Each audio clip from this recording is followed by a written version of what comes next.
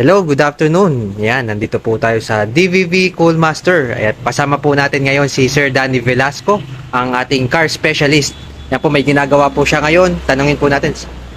Sir Danny, hello, good afternoon po. Ano po yung ginagawa natin ngayon, sir?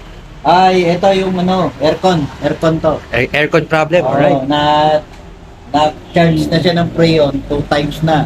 Every Okay. 3 months, nauubos yung Freon. Okay. So, ang problema, may leak yung evaporator. So, kailangan baklasin. Binaklas namin yung evaporator. Yun, nakita nga, may leak. Yun na yung problema na. Tapos ngayon, papalik na lang. Alright. Anong model po ito, sir? Ano yan? Toyota Altis 2016.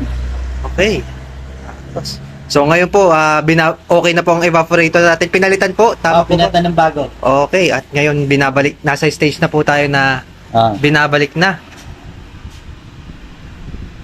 Alright. Ayan po, once na makabit po, babalikan po natin si Sir Danny. Ayan. Para sa updates. Ayan po. Alright.